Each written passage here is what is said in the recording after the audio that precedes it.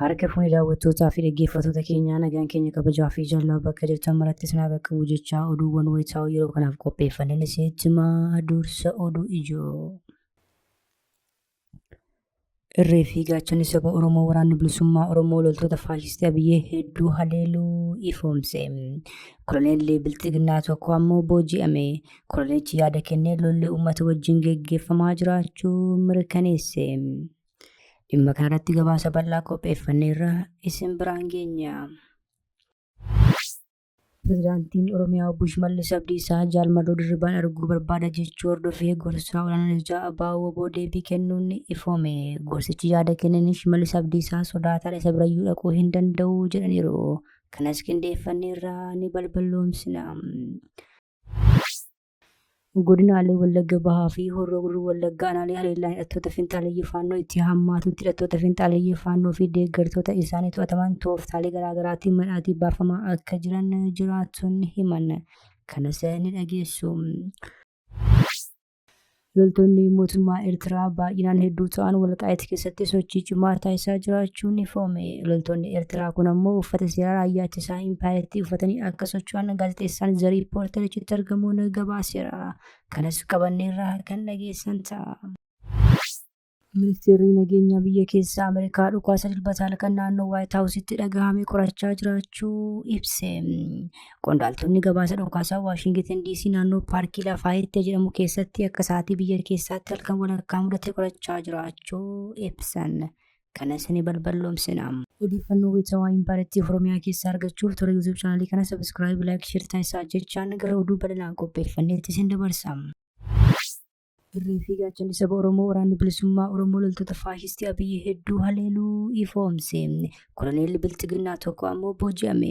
Koloneelichi yaada kenneen lolli uummataa wajjin geggeeffamaa jiraachuu mirkaneesse.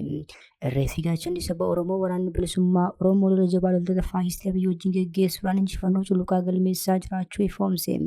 Irree fi gaachanni sabichaa waraanni bilisummaa Oromoo zooniin kibba bahaa godina Arsii bahaa aanaa Martii keessatti lola jabaa loltoota faashistii Abiyyee waliin taasiseen 31 irraa ajjeesuun 19 madeessuu gabaase.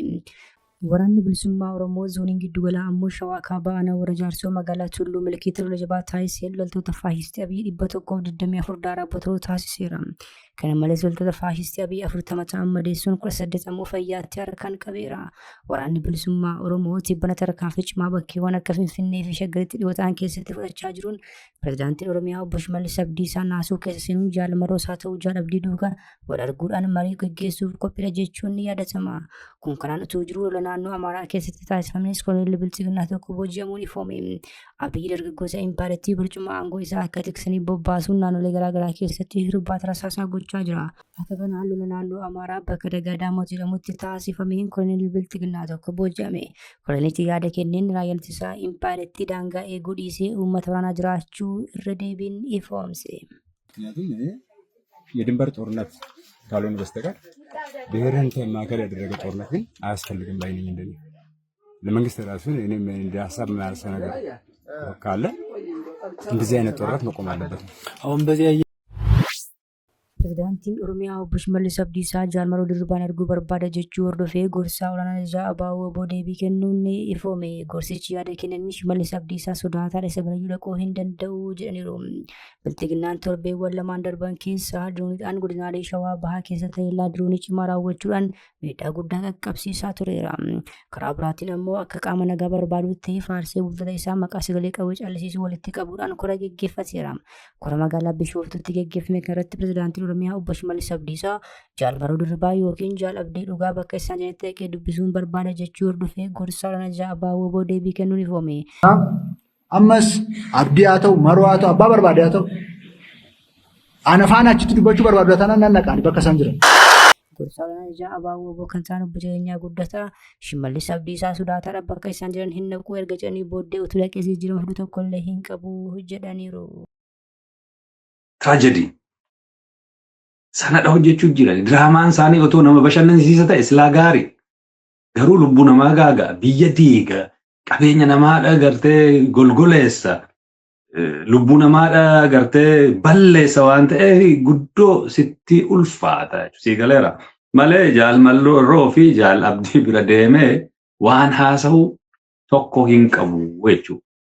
Yoo haasa'es waan inni fidutu hin jiru jechuudha. Gaaffiin isaanii tokkitti waan sagantaa siyaasaa irraa qabu. Ati beektu ani beeku. Walumaan quba qabu. Ka gaafatanii dhaban. Ka didame. Amma maaliif sana kaasaa yoo naan jette akkuma siin jedhe tokkoffaa warri naati darbe mareetti rakkoo mataa isaanii godhachuu jalqabuun. Lammaffaa warri isaan yeroo adda addaa waraananiif ganan Eertiraa dabalatee humna warra Amaaraa, humna warra Tigree waliin dabalatee waraanni bilisummaa Oromoos haasa'uu ni mala ni danda'a. Yoo isaan immoo walitti haasa'anii wal jabeessanii dhufanii ani guyya tokko buluu hin danda'u jedhee yaaddoodha qaba. Godinaalee Wallagga Bahaa fi Horroo Guduruu Wallaggaa naannoo hidhattoota Finxaaleeyyii Faannoo itti heddummaatutti hidhattoota Finxaaleeyyii Faannoo fi deeggartoonni isaanii to'ataman tooftaalee garaagaraatiin hidhaatii baafamaa akka jiran jiraattonni himan. Jiraattonni yaada isaanii kennan Finxaaleeyyii fi deeggartoonni isaanii yakkoota garaagaraa uummata irratti raawwatanii yaalii cimaa qaama nageenyaa haqa uummataa fedhaniin to'annaa jala oolan caasaan mootummaa malaammaltummaa fi faayidaawwan garaagaraatiin butamee akka gadhiifamaa jiran ibsan. Humnoota Finxaaleeyyii fi deeggartoota isaanii yakka uummata irratti raawwatanii ammallee sirriitti hin dhiyaanne adamsuun barbaachisu warruma qomee gadhiifaman taasifamuun yakki uummata irratti raawwatamu jabaatee akka itti fufu kan taasisu ta'uu dubbataniiru. Mootummaan godinaalee Horroo Guduruu Wallaggaa fi Wallagga Bahaatti humna Finxaalessaa Faannoo ilaalchisee ejjennoo burjaajaa fi wal'aa akka adeemsisaa jirus himu. Milishoonni fi poolisoonni naannoo akkasumas miseensonni humna farra lolaa Oromiyaa quuqama sabaa qaban humnoota kana adamsanii sirriitti dhiyeessuu wayita yaalan caasaan mootummaa immoo bakka hedduutti tarkaanfii kana faalleessa fudhataa kan jiran jiraattonni mootummaan maal akka barbaadu iyyuu nuuf hin galle jedhu. Mootummaan aantummaa uummataa bulchuu kan qabu yoo ta'u humnoota Finxaaleeyyii Faannoo irratti ejjennoo inni daddaa qabne qabaachuu akka qabullee dhaamaniiru. Kan kanaan achi lubbuu uummata Oromootiin qumaada taphachuun akka dhaabbatus gaafataniiru. Aanaa Abee Dongorootti qofaatti banaa bulchaan haaraan torboota duraa muudaman Jabeessaa Kabaa jedhaman namoonni 77 hidhaan itti murtaa'e akka gadhiifaman taasisuu jiraattonni ibsan. Bulchaan aanaa Abee Dongoroo kan turan obbo Katamaa Waaqumaatti bana aangoo irraa wayita kaafaman humnoonni Finxaaleeyyii gammachuu guddaa ibsachuullee eeraniiru. Loltoonni mootummaa Eertiraa baay'inaan hedduu ta'an Walqaayitti keessatti sochii cimaa taasisaa jiraachuun ifoome. Loltoonni Eertiraa kun ammoo uffata seeraa yaaddisaa Itoophiyaa uffatanii akka socho'an gaazexeessaan The Reporter achitti argamuun gabaaseera.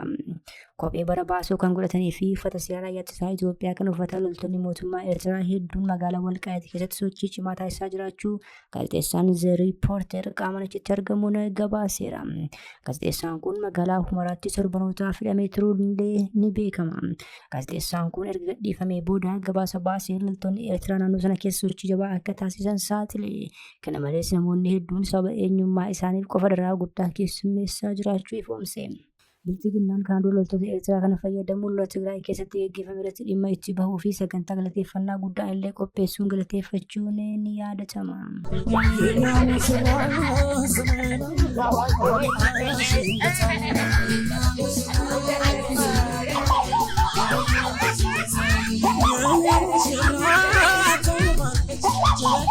የኤርትራ መንግስት ከኢትዮጵያ ህዝብና መንግስት ጋር ቆሞ የኛ ወታደር ጥቃት ሲደርስበት አብሮ የቆመበትን ጊዜ በከፍተኛ አድናቆትና ክብር ነው የምናየው። ይሄ መቼም ታሪክ የሚሽረው ጉዳይ አይደለም።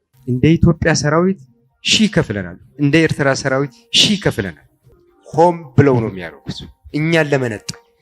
ከዚህ በኋላ የኤርትራ ችግር የኛ ችግር ነው፣ የኛ ችግር የኤርትራኖች ችግር ነው። Ministeerri nageenyaa biyya keessaa Ameerikaa dhukaasa dubbataal kan naannoo Waayit Haawusitti dhagahame qorachaa jiraachuu ifoomse. Qondaaltonni gabaasa dhukaasa Waashingitan DC naannoo paarkii Lafaayitti jedhamu keessatti akka sa'aatii biyya keessaatti halkan walakkaa mudate qorachaa jiraachuu ibsan. Tarkaanfii deebii fi hordoffii naannawaa paarkichaa amma jireenyaa pirezidaantii Ameerikaa fi naannoo Waayit Haawus sakatta'insa taasisuu ministeerichi beeksiseera. Akka ministeerri nageenyaa biyya keessaa jedhutti sakatta'insa kana shakkamtoonni tokkollee hin argamne, miidhaan qaamaas ta'e ajjeechaas hin qaqqabne. Qondaaltonnii fi qaamoleen nageenyaa konkolaataa taatee kanaan wal qabatanii fi qondaaltonnii fi qaamoleen nageenyaa konkolaataa taatee kanaan wal qabatanii fi nama dhimmicha keessa jiru waliin hidhata qabaachuu danda'u barbaadaa jiraachuu ibsan. Pirezidaantii Doonaald Tiraamp dhuma torbee kanaa Waashingitan DC turan. Waayit Haawus akkuma barame hojiilee isaa irra jiru. Garuu nageenya naannawaa sanaa eeguun cimeeraa jedha ministeerri nageenyaa biyya keessaa. Kabajamtoota hordoftoota keenya oduu isaatii kanaaf qabannee dhiyaanne kana gaammaatti hordoftan ture. Oduu biraan hanga walitti deebinutti nagaa ta'aa.